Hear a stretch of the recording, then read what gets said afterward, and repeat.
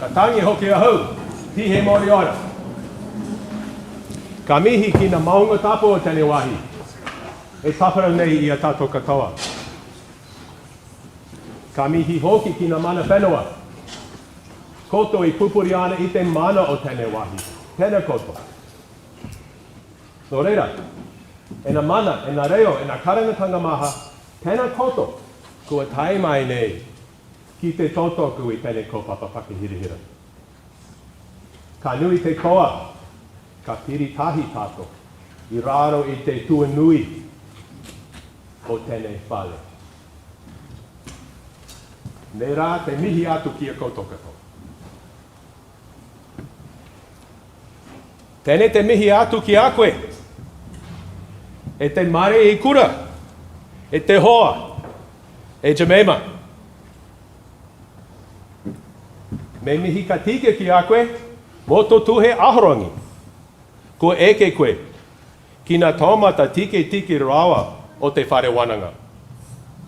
Ka ore e a rika na mihi ki a koe. Tēne te tū ake ki te whakawaha i nga whakaro. O te kura tangata, ka mutu, o tātou waipapa tamatarau.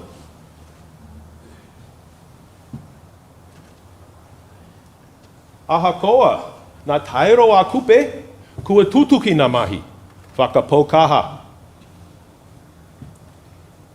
Ka poho, kereru mātou i a koe. Wai hoki, hei rā, hira tēne, mō nā tāngata no te moana nui a kiwa. Nō reira, huri no i tō tātou whale, tēnā koto, tēnā tātou katoa. Ka waiho, nā kōrero mō Dawn Freshwater, o tātou rangatira o Waipapa Tamatarau. Tēnā koe Dawn.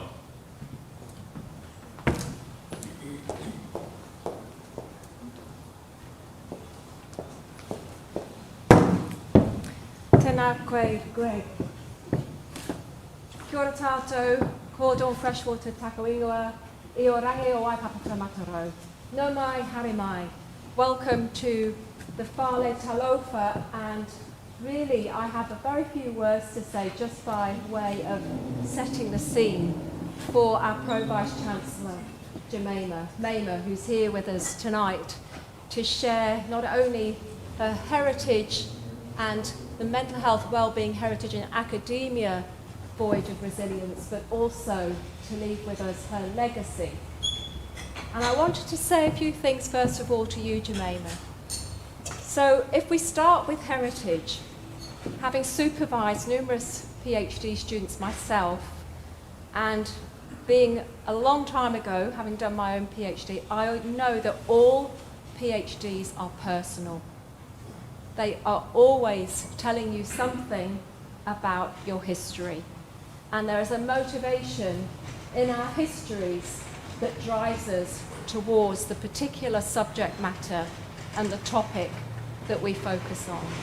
That motivation is what maintains the dynamism, the energy, and the force to keep going at times when it becomes difficult. So I want to acknowledge the heritage. I also want to talk about the missing chapter for every PhD. There's always a missing chapter. And the missing chapter relates often to mental health and well-being, and the resilience of the researcher who's undertaking the PhD. Because the missing chapter is the chapter that we don't always read about in the final thesis of the internal work that's taken place throughout the time that we're undertaking the study, and the impact that that has on our own resilience, on your own well-being, and on your mental health. We know it's tough, it's a journey, but it's an important journey, and it's an important journey particularly in this context because of academia. because one of the things that we'll hear about is Jemaima's work in lifting and building research capacity and research capability in order to address some of that heritage that I've just mentioned and to really prepare the ground for her legacy. And I saw this firsthand when I recently visited Samoa. So I applaud you, Jemaima. We're really looking forward to hearing what you have to say, and I congratulate you on all that you've achieved so far and the legacy that you're going to leave as you keep treading those footprints ahead for people to follow behind. Kia ora.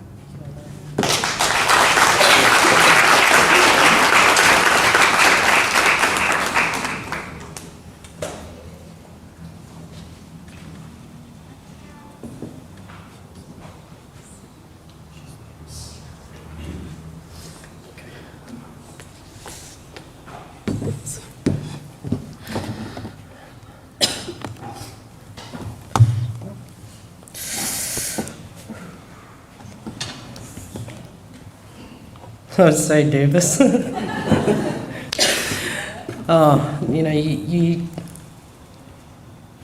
I've done hundreds of these and spoken to thousands of people, but I never quite imagined that this one would hit different. And so forgive me if I stuff up during my talk or if I break down and cry, whatever.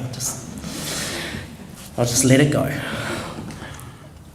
Malo lovely sui fua mama langi e mama whaptaile a whiwhio mai matala mai o a au o maulunga e le nei whamoe malo le foi malo le fo lamon ia malo le lei kia rana tātou katoa toa whakalofa lahi atu ni sampule venaka malo ni whakatalofa atu aloha no ia mauri Halola keta, oangwe, kia ora koutou and warmest Pacific greetings.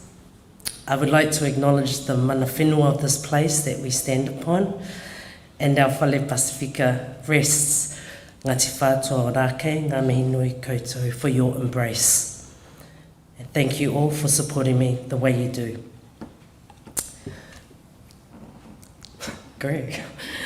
Thank you, Dean, for the Faculty of Arts, Professor Greg Booth, or Papa Greg, coined by some of your Pacific colleagues, and the Faculty of Arts for hosting this event and for being unswerving in your support for all things Pacific. And I can attest that we are all so truly grateful. And acknowledging also Professor Robert Greenberg, the former Dean of Arts, also a solid supporter of Things Pacific and of the Wānanga or Waipapa School of Māori Studies and Pacific Studies. And to you, our Vice-Chancellor, Professor Dawn Freshwater, for captaining this vessel we know as Waipapa Taumataro, the University of Auckland. Thank you both for your leadership, your guidance, and for helping to nurture the growth and the clearing of pathways for our Pacific students and staff. I count it all joy and such a privilege to work alongside you both. Whawhitai, whawhitai te le lava. Oh, I don't even know where I'm supposed to, where do I put this thing?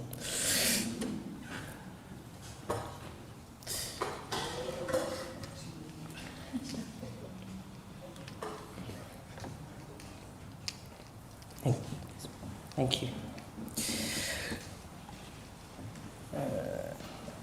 Tulu, I will be presenting a very brief and almost surface ancestral recollection. However, for the sake of time, I'll touch on some key points and in around one particular lineage in my family's history. But before I do so, can I ask all those in the whale tonight who are related to me to stand and make yourselves known. Can you please stand, my family?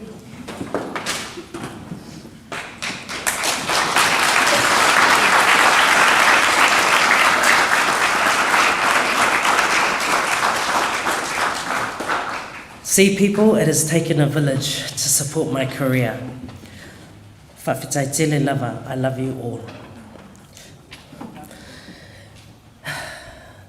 Ta whaiwha tupua Fuiawa Lili was a king and the first of the Tupua lineage and the only key figure to carry the sole name of Tupua. The title, Tupua Tamasese, more commonly used today, is one of 4 paramount chiefly titles of Samoa, known as the Tama Ainga, which I won't delve deep into, but it is the titular head of one of Samoa's 2 main royal families, Sa Maliatoa and Sa Tupua. Sa Tupua being the lineage of Queen Salamasina. Now, tui a ana which you'll figure it out. Now, tui a ana tui atua Tupua Tamasese Titimaya was a war hero. He's the one with the ula. Was a war hero, revered amongst his followers, and again, without providing an in-depth backstory, restored the prestige of Queen Salamasina. So all subsequent Tupua title holders carried and continue to carry the 2 names jointly as Tupua Tamasese.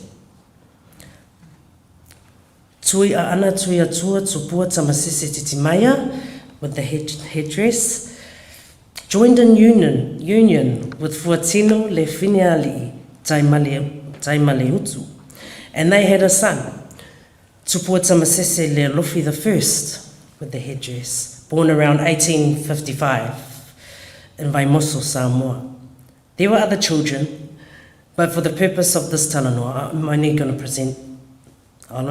presenting a brief. Tulo. Tupua Tamasese Le Lufi I travelled to Whalealupu in Savai and found and married Sipaya, my great-great-great-great-grandmother, I being her namesake and 5 generations deep.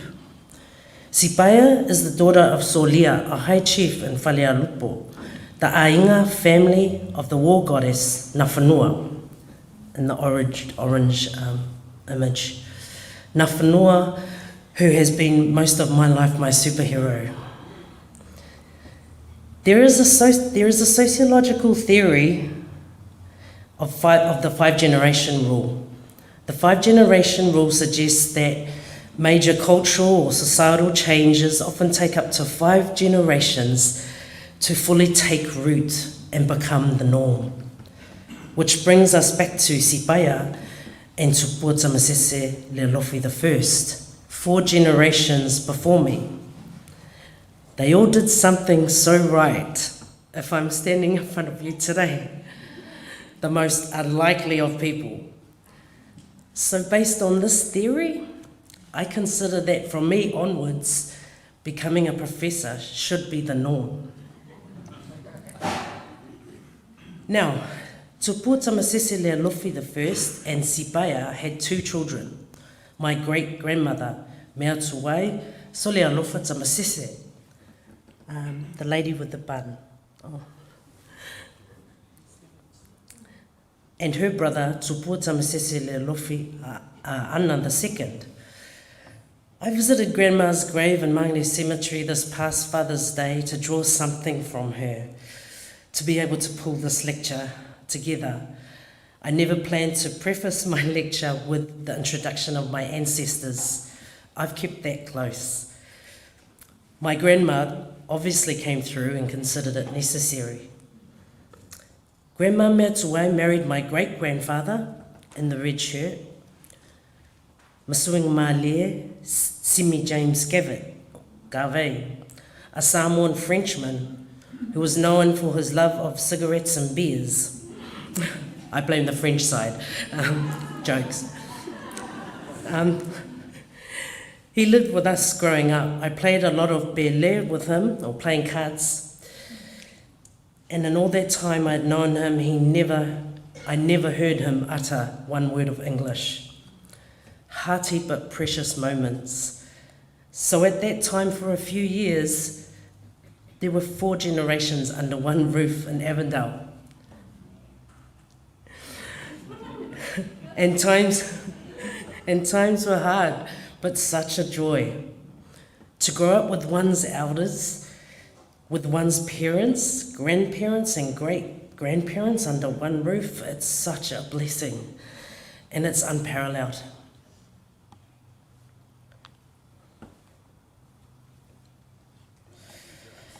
Grandma and Grandpa had 8 children, one being my granddad, Masuingma Tiatia-Siau Vaialua-Gavitt, who married my nanny, Sorisa Siapai-Gavitt, ni Whalaniko. I would always grease Granddad up to drop me off to uni, and I recall one particular ride where he gave me there are only 3 things I want you to do for me before I die. That lecture.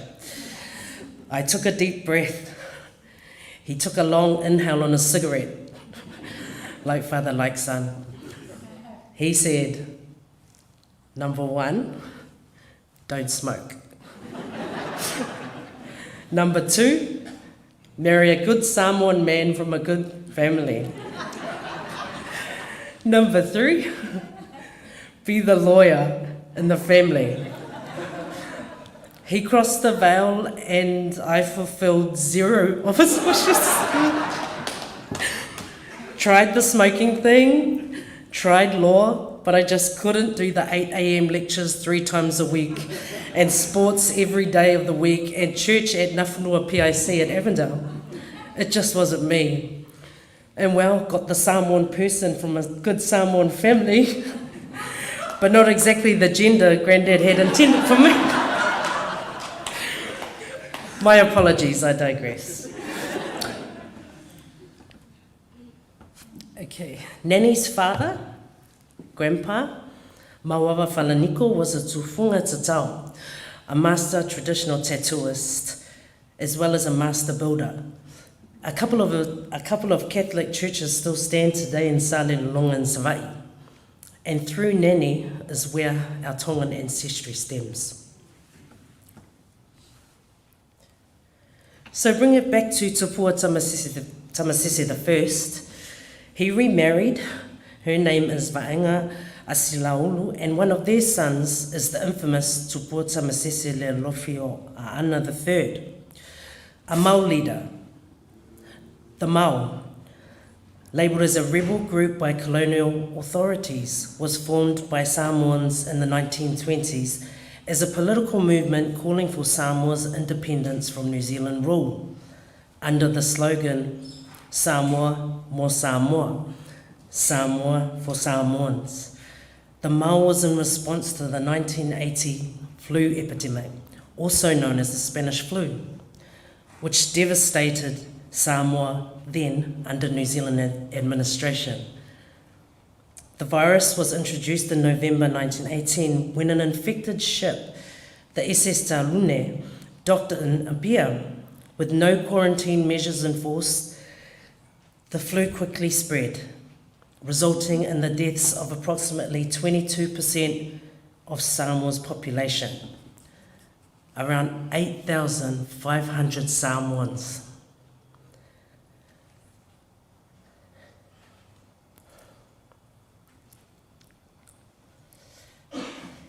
This failing of New Zealand's administration to prevent the outbreak fueled resentment and ignited the independence movement of the Mau.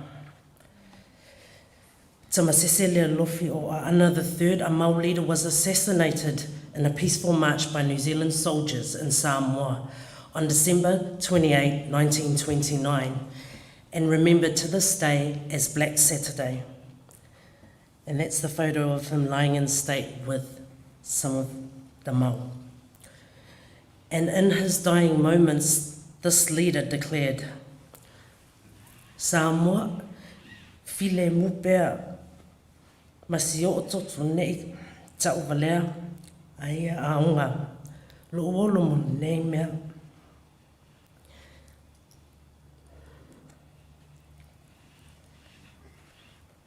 My blood has been spilt for Samoa. I am proud to give it. Do not dream of avenging it. Thank you, Samoan person from a good Samoan family. My blood has been spilt for Samoa. I am proud to give it. Do not dream of avenging it, as it was spilt in peace. If I die, peace must be maintained at any price. It was also a time to remember the bond between Māori and Samoan leaders that helped shape strategies for contesting the violence of colonialism with non-violent resistance. In 2002, the then New Zealand Prime Minister Helen Clark apologised for unquarantined vessel and the killing of Mau members on Black Saturday. Today, bottom right-hand corner, the current holder of the Tupua Tamasese title is His Highness Tuiatua Tupua Tamasese Tiatia-Siau, or Uncle T for most of us, a former head of state and former Prime Minister of Samoa, who was touted as one of our leading custodians of Indigenous knowledge. The Sa'o, or the head of our Tamasese Ainga, and the grandnephew of the powerhouse that is Tamasese Leolofi o Ana III, who was gunned down in the peaceful Mau movement march on Black Saturday. So 5 generations deep, I will now present to you a voyage of resilience, navigating mental health, wellbeing, heritage and academia.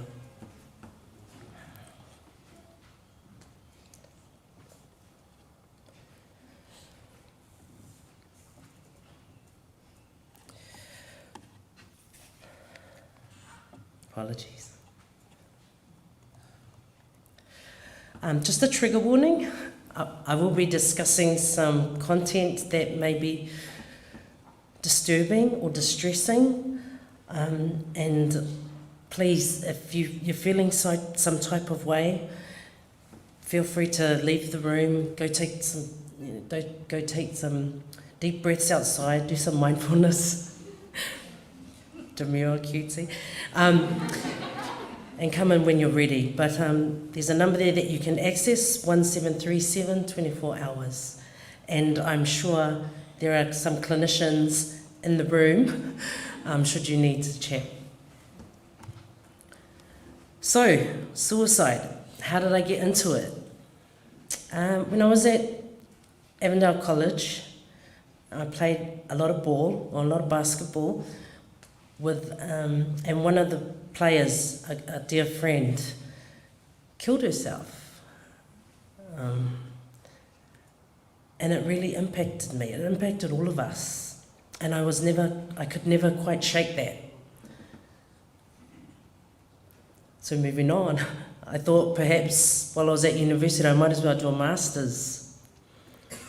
And that was eventually published in a book, quite a controversial book at the time, Caught Between Cultures. And basically that book it was giving a platform for the young people's voices and just the oscillating in and between different identities and living in Aotearoa and being disconnected from the homeland. I then went on to pursue, then I had a bit of a break, came back and managed to get a Health Research Council funded PhD in Community Health in the School of Population Health. I think the head of school was here, Jude, somewhere. And then I returned sometime later and did a postdoc in Pacific Studies in the Faculty of Arts and have never left.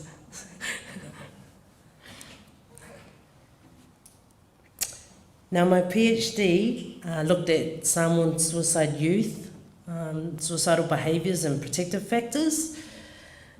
And whilst I could put up a whole heap of publications and high impact journals that most of you will never pick up, because I don't.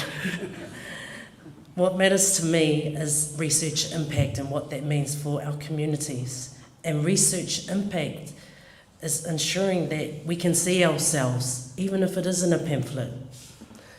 And here Leva, their work is research informed, and I'm so blessed to that they used that PhD to help inform the work that they do, and this pamphlet being one of them. I will send Levan an invoice.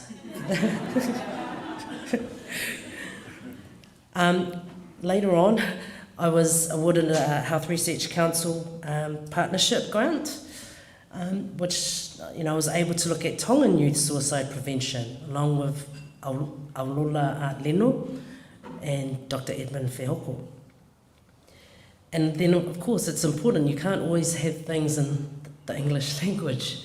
So we sought to get everything translated, and it's a resource that is based on social work expertise. These you can find on Levar's website. And then, of course, when you're in the suicide prevention field, you come across suicide postvention. And so I received a Wakahourua Māori and Pacific Suicide Prevention grant. So what is suicide postvention?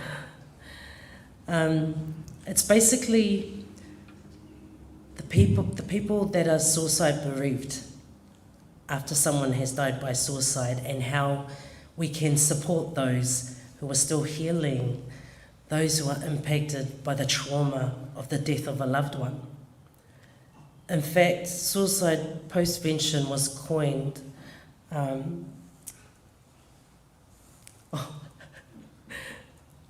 I've forgotten his name. A suicidologist, forgive me. And he believed that suicide prevention actually starts with suicide postvention, because those that are bereaved by suicide have heightened risk, heightened anxiety, heightened, depressive symptoms. And so it was important to me then to see how we can better support Pacific communities to keep our babies alive, to keep adults alive, to keep our elderly alive. And from this work, we were invited to Tokyo, Japan with Alyssa Puna from Pacific Studies, who's based in the Cook Islands now, along with Levar. It was a partnership, and we did a presentation, and I presented this work. And obviously at these conferences, you come across international experts in your field.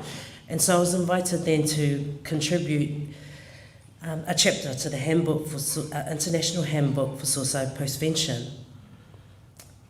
And this work, again, you can see another pamphlet, but it's the impact.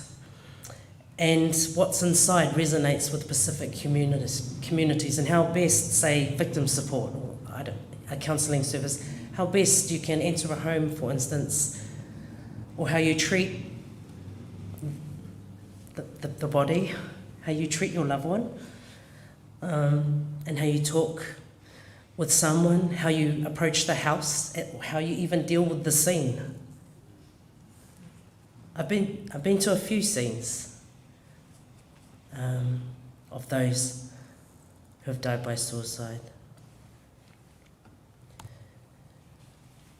And then because of that work, I was then appointed to the government's Mental Health and Addictions Inquiry in 2018. And this is when we handed our report over to David Clark, who doesn't have his bicycle this time. If you know, you know. Along with these amazing people, just amazing. And what we set out to do for about 8 or 9 months is just travel up and down the length of the country, just listening to people, all types of people that you can think of. So much hurt in this country, so much trauma in this country. And you carry that, and you feel helpless. And you question yourself and your profession. It's like, am I doing enough? And we presented our report with our 40 recommendations. 38 were accepted. One wasn't, that I was really gutted about, and that was to reducing suicide prevention in this country by 20%. And the government couldn't commit to that.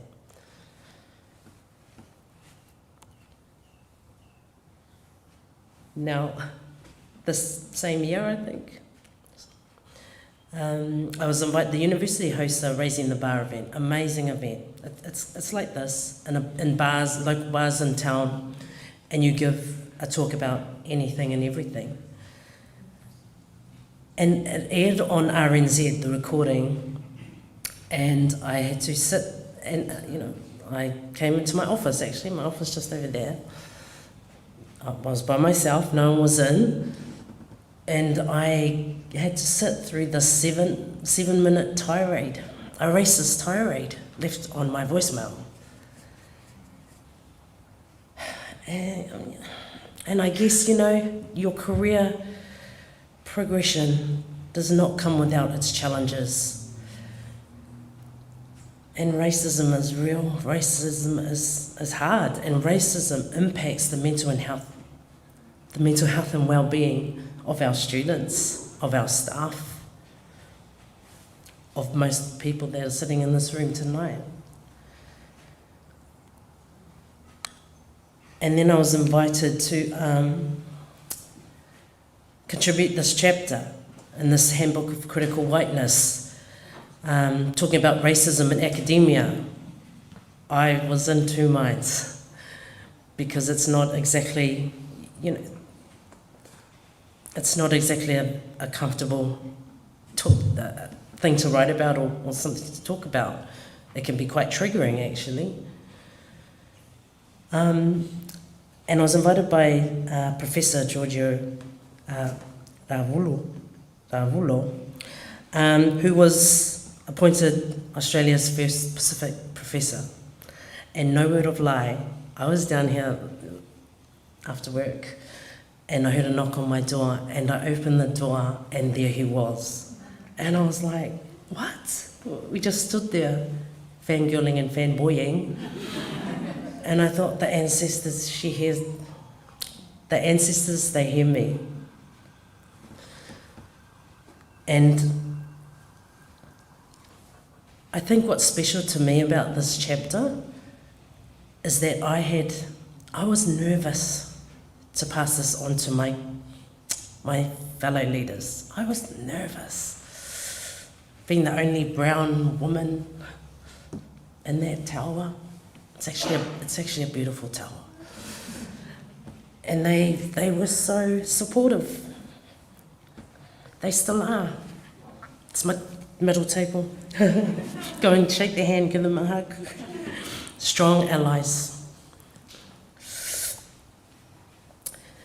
Oh, gosh, I thought my slides had finished by now. So HF, another Health Research Council funded project grant. Moving on from suicide postvention, you naturally progress. And so I thought, well, climate change, of course it's going to impact on people's overall mental health and well-being, and with the Pacific particularly vulnerable to the effects of climate change, it only made sense.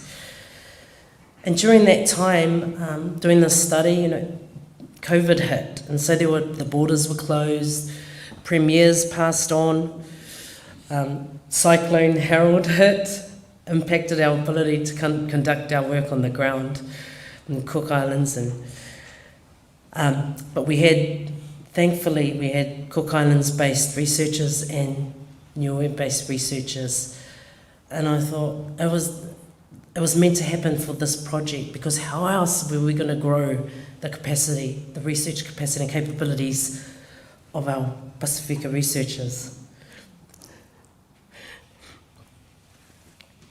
Some findings have been published. However, taking it back to the people is the best impact. And we're still in dissemination mode. I'm sure you can forgive me because I have other roles as well. But I did want to point to one finding, especially solastalgia, coined by Glenn Albrecht, a philosopher, Australian, who wrote about this psychological concepts in rural Australia, mining areas, and it was to describe the distress and psychological loss and damage when you see things change, your environment change on ancestral land. And I thought, well, I want to test this. I want to test this with Pacific communities. Because it was a way of reconfiguring the narrative, the dominant narrative. Our global South voices, our Pacifica voices in the climate change space need to be loud. The voices of Pacific are front and centre of all the research that I do. And it's great because it was Pacific-led. That's the aim, right, Frank? To grow Pacific research capacity and capabilities. And then, of course, from there, people, it started gaining some traction and people were noticing the voices. And so I was invited to join this Imperial London College Wellcome Trust funded project, global project around climate change and mental health. And you can see the regions that were covered, it's vast. And I was a co-convener for Oceania.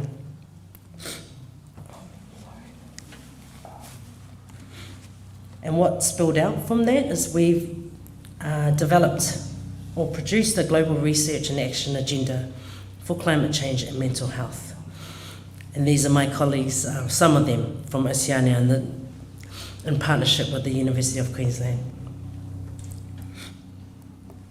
So in a coconut shell, back to suicide again, back to where it all started. How do we fare? Still, Māori are more likely to die by suicide than non-Māori, although the latest data shows a slight decrease. The rate of Māori is still higher than other ethnicities. In the year to June 2023, the rate for Māori was 15.8 per 100,000, 3 times the rates for Asian and Pacific populations. Chief Coroner reported that there had been a significant reduction in the rates for Pacific, which is now 5.1 per 100,000 people, down from 9.2 for the previous year. I'd like to think maybe my work did have a little bit to do, a little bit. I'll take it. I'll take it if it saves one life. If it saves a life, I'll take it. And obviously the work that Lepa, all our Pacific NGOs do, Whakatautua, Whono, Benina Trust, I don't want to miss anyone out and they all sound Auckland based. I apologise. However promising, the mental health, well-being and addictions for both Māori and Pacific has a long way to go. Remember the 5-generation rule I spoke about? What we do positively now will impact generations that follow. But why wait 5 generations?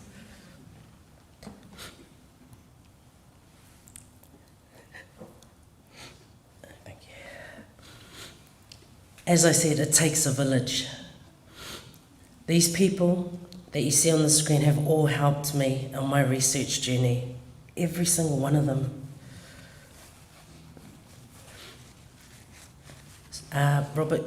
Professor Greenberg, Professor Linda Nikora,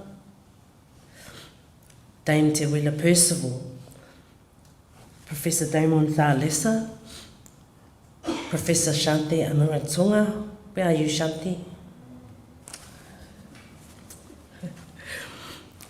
Lita Foleaki, Sir Colin Tukuitonga, Metua Bates, Sir Mason Jury, Pauline Taufa, Professor Janet Vanslow, Siale Alo Foleaki, Professor Paparangi Reid, the late Sitaleki Finau, Malia Hamani, Reverends Margaret Martin, Bibi Sorensen, Professor Yvonne Underhill-Sem, and Moira Grace, who started the research journey for me because she showed me the way to HRC and they provided me with a scholarship. If I didn't have a scholarship, there's no way I'd be standing here before you tonight. I'm nearly there. My Office of the Pro Vice Chancellor Pacific, at the top there, to the left, in the middle, my Pacific Studies Ainga, all of them, and my UEC crew at the bottom, with one of our favourite numbers. First prize to who can guess what 23 is. Michael Jordan. Yeah. Couldn't do a speech without mentioning Michael Jordan. So, I'm getting there, folks. What does being promoted to professor mean to me? What does this inaugural lecture mean to me? Oops. As you can see, with everyone in this whale tonight, it really does take a village. It is humbling to live, breathe, and walk in the light of true tautua, service. This is the reciprocal nature of my people, the giving back and the paying forward, the dream that our ancestors envisaged and our descendants can be proud of. So I'll leave it there. Again, you can access 1737. Soifua maia manuia.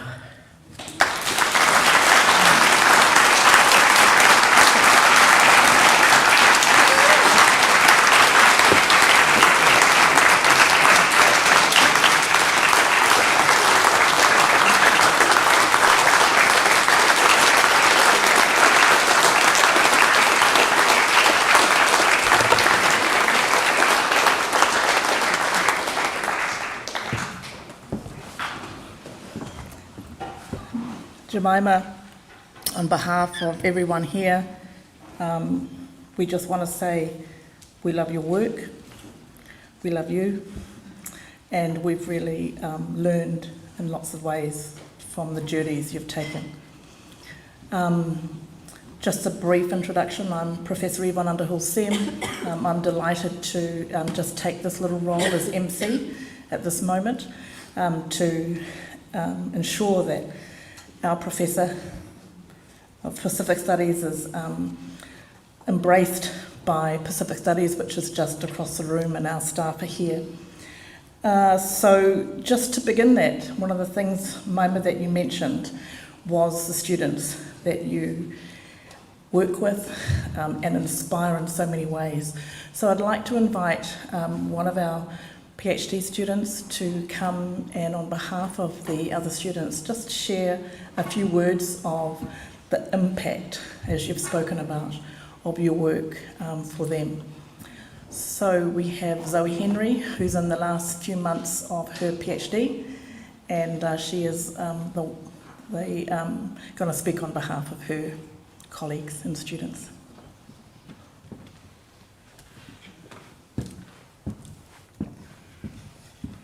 Ooh, there's a lot of people.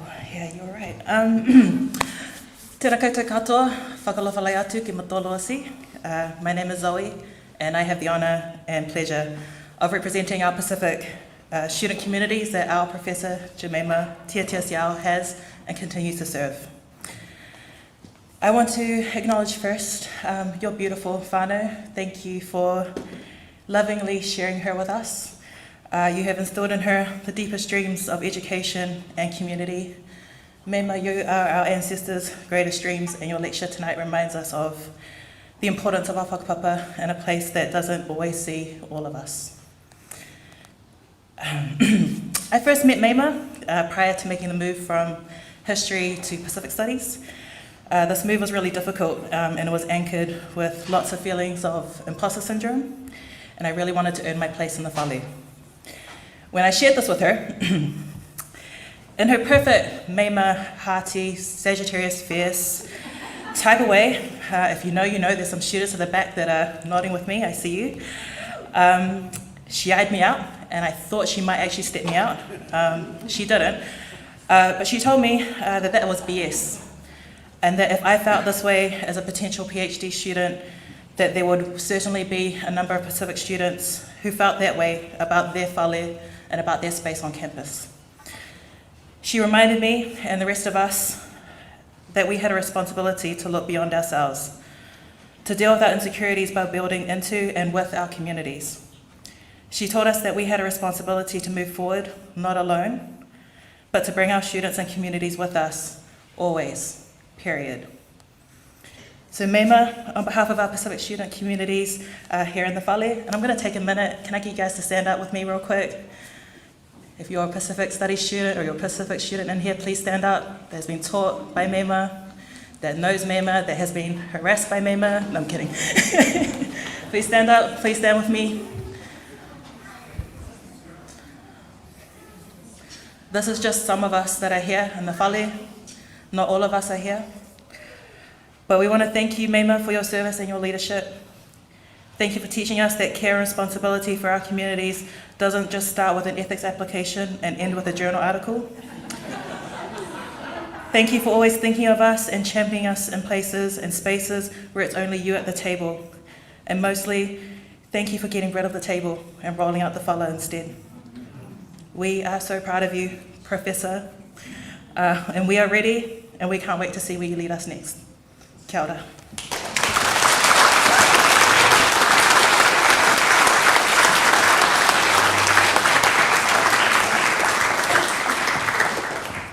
Whakalawhalahi atu Zoe. Zoe was only invited to do this about an hour ago, so you can see the skills she has, and I know that a lot of it comes from her mentorship. There's not much more I want to say. Pacific Studies, and there are some staff here. I do want to say that this is the very first time that we have had a member of Pacific Studies be promoted to a professor of Pacific Studies.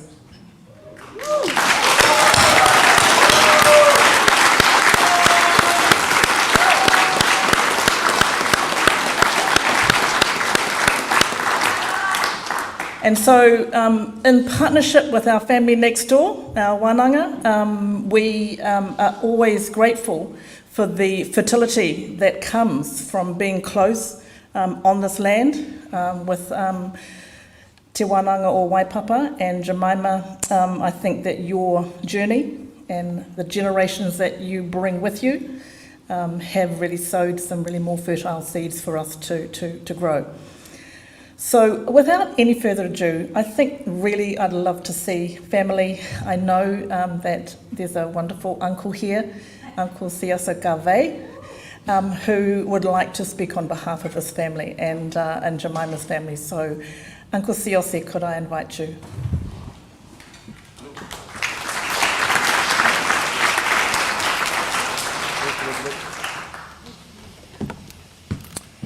Talofa lava, everybody. It's okay to say talofa lava back. Talofa lava, everybody.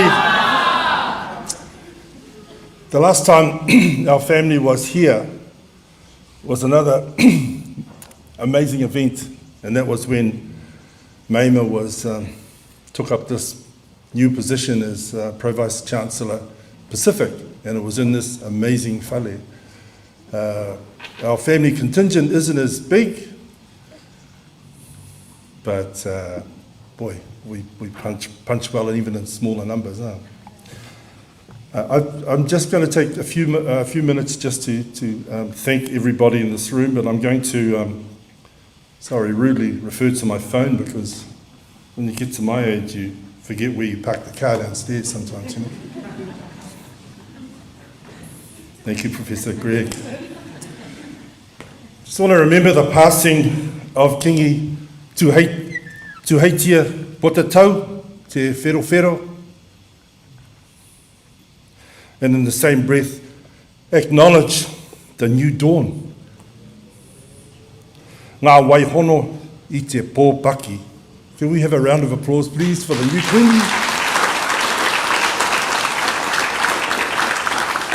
Yeah, Aotearoa was very excited about this news. Mā lore soifua ma le langi e mama. I'm honoured to give thanks to all who are part of the journey for Jemaima. I e Maima. Maima. Thus far. The current Ihorangi Vice-Chancellor, Waipapa Taumatarau, Professor Dawn Freshwater, whaftai tele lava for your confidence, aroha, support, and daringness, if there's such a word, to take on this amazing young wahine toa to the position of Pro Vice-Chancellor Pacific. Whaftai lava to you and those Ihorangi who have been a part of Maima's journey even before you were here. Whaftai tele lava. Professor Greg Booth, we're cousins from another mother, who was the last representative of the arts faculty in the position of Dean of Arts before the merger. I have fond memories of Professor Greg and what you have done for Maima in the time that she's been with the faculty. Whaftai tere lava, Professor Greg, for your commitment, your awhi and your alofa of Maima. Professor Yvonne Underhill, Sam, thank you. With your time with Maima in the Centre of Pacific Studies, and recently as well, Associate Professor Lisa Puresa, kia orana meitaki. Whaftai lava to the countless number of people at Waipapa Taumatarau, and the Centre for the Centre for Pacific Studies that Maima's had influence over. And there are many, many people outside of this room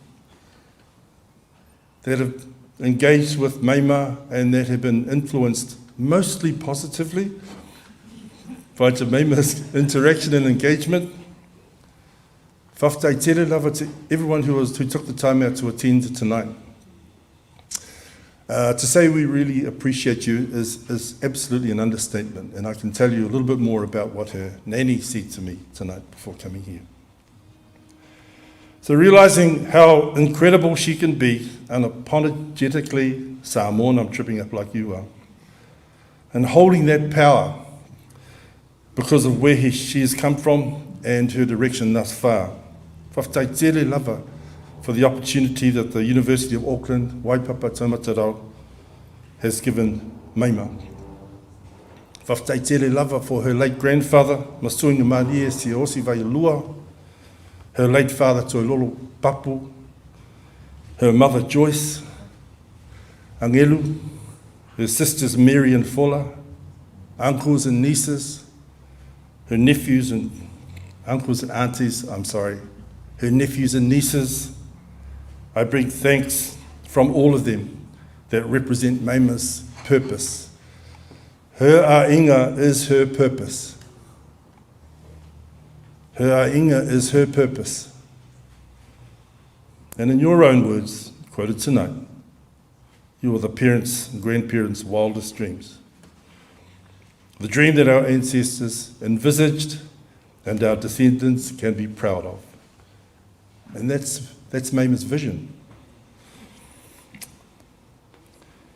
From her nanny, Suresa, my mother who is at 97 years young now, and who still prays for all her children and moko without fail, every day, more than once, every day, without fail, and reads her tusipaia faithfully every day.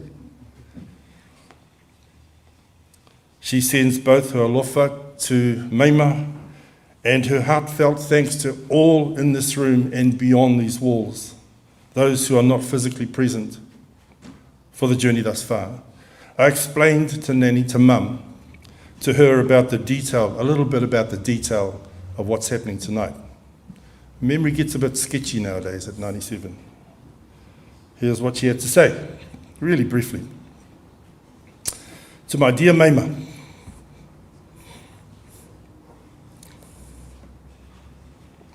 man,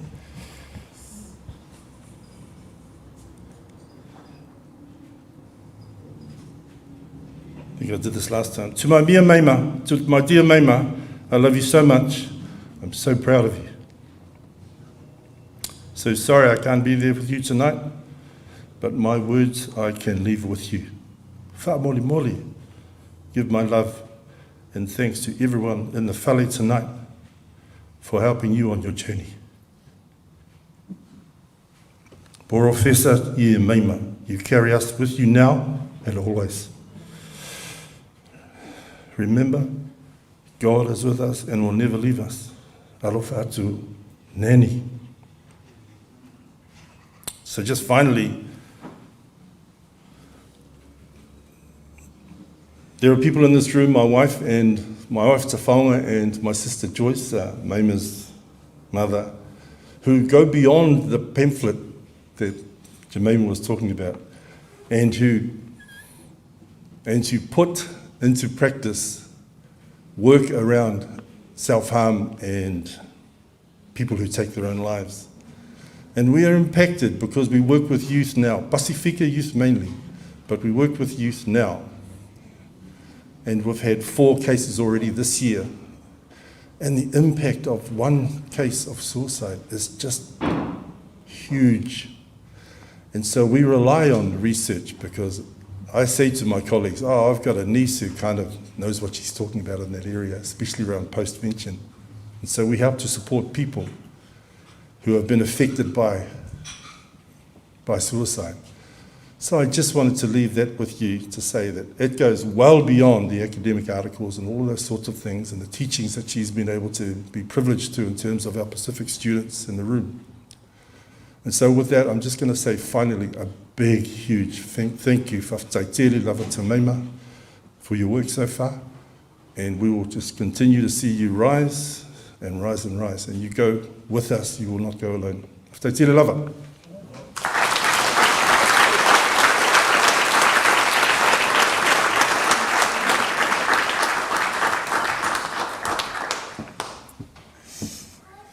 Malo, Pakalofalahi atu, thank you for those words, and I just want to thank Maima's family, the ones who are here, and all those we know who are not here, and all those who have passed. We're coming to the end of the session, and Maima, you can relax a little bit, and I think we're all looking forward to seeing the Maima we know who wants to move around comfortably without tissues and just enjoy our company. But we might have someone else who wants to say something, or she's just saying, no, let people go have a drink. But here she comes. Thank you. Let me just introduce another wonderful professor who was on the list as well, Professor Linda Nikora.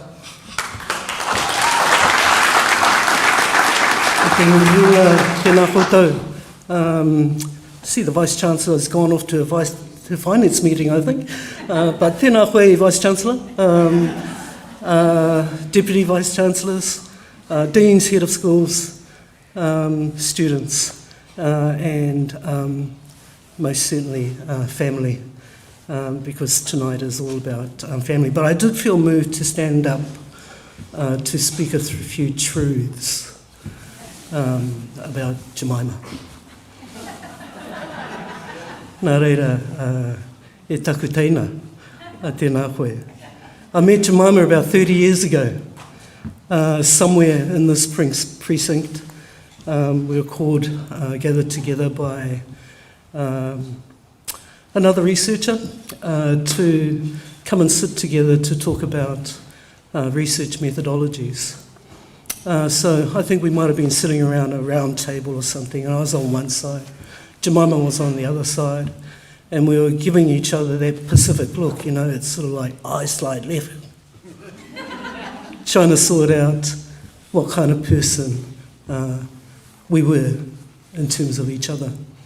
And so my very, very brief encounters with Jemaima at that particular point in time, I kind of concluded she was surly, she was kind of like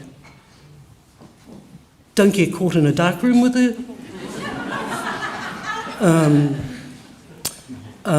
Said it like it was, and if you're talking shit, she'll call you out, and didn't have time for sitting around a table with a bunch of people sort of navel-gazing over what their research methodologies were all about in terms of doing research, because she had far more greater things to get on with. But one of the things that I took away from that particular meeting was an absolute dogged determination to pursue those goals that she had set for herself. Absolute dogged determination. And these were not small goals, you know, to change the landscape in terms of suicide in Aotearoa, New Zealand, and the Pacific, and wherever a Pacific person was a big goal, continues to be a big goal. And I had fierce admiration for her in relation to that particular pursuit. So we kind of parted our ways and watched each other, I suspect, from a distance over many years. One of the other things that other people in the establishment have the privilege of, that Jemaima did not have the privilege of, was having to find her own salary. And she did that by going out writing her own research grants to not just pay for her own salary, but to actually pay for those of others, her students, her research assistants, and the like. Jemaima didn't come on board at this particular institution like other academics do, in terms of walking into a lecturer position and then all the supports of an institution kicking in. She came in via the hard route. And, you know, I have to say, she's the much better person for that, but it didn't have to be that way. Going back to the late 1980s, 1990s, when Jemaima was pursuing her PhD, her master's studies, postdoc research, etc., she would have been at the forefront of people who had applied to the Health Research Council and was successful in terms of winning scholarships from that institution. So she was at the absolute forefront, the cutting edge of opening those doors for not just specific peoples, but for Māori peoples as well. I'm still sitting and going, yeah, I'm jealous, in terms of that particular pathway. Since then, she's landed a job at the University of Auckland. And when I arrived at the University of Auckland, having been professored for some time, Jemaima was still, I think, a lecturer at that point in time. An absolute injustice in terms of the contribution that Jemaima made to community, to students, as well as the university. So it is with a really, really warm heart to see that circumstance changed and to feel somewhat relieved. Yes, it does take a village. It does take whānau with very, very long hands in terms of providing you with support, and that support comes in all kinds of different shapes and sizes. And I just reflect back on your tātai whakapapa at the beginning of your kōrero, and the strength that they bring to you and to all of us. And I know that there's some special people that are close to my heart who are at home and in Samoa who would be celebrating very much with you tonight. So that's tupua, the Tamasese household as well. So, e taku tuakana, kua tai koe ki te tuakanatanga. Unfortunately, there are no more excuses. this is the buck stops, and at this stage of your career, I know that the best is yet to come. So ka nui te mihi atu kia koe, totally proud. Best wishes from Emeritus Professor Ngāhui Te Awa Kōtuku, unable to be here with us tonight. Yeah, just stunning. Kia ora. Kia ora.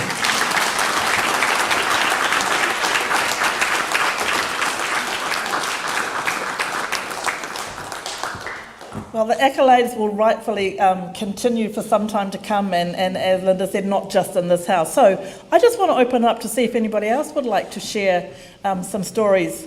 And there's one right there. Come on up. Not loud enough from here? No, because it's live screened, Professor Selena Marsh, so we'll capture that as well.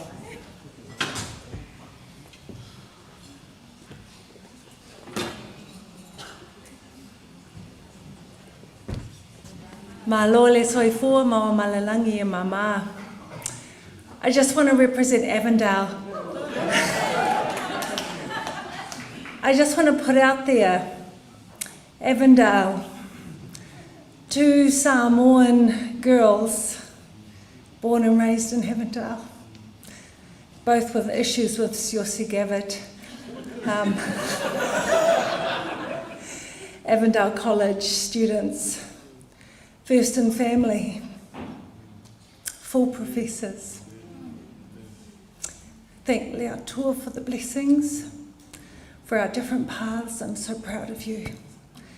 Avondale, before it became part of Auckland CBD, when it was West Auckland, Avondale Heart, represent Whawhitai Tēnā Lava.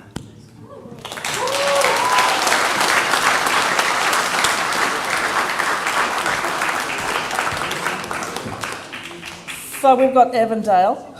Do we have any other takers for an expression of how much Jemaima's becoming a professor has meant to them? Well, I know there's one more expression that's going to come, and that's going to be after I wrap up these formalities and thank Maima for your presentation and for your journey and for sharing that, and for everyone who was here, who's taken the time to be here, to the family, to the students, to our staff, and to everybody that's here. There will be some food served after we finish this next little expression of, what would you call it? Embodiment, one of my colleagues would say. Embodied practice is what we do in Pacific Studies. So I just want to say thank you to everyone for being here. And as we close this up now, we just have another event, another expression that we're going to enjoy. So I'll say goodbye for now, and we'll come back and bless the food in a moment after we've had this little other expression. Cue. Take your shoes off, people. Take those shoes off, Linda. Shoes off.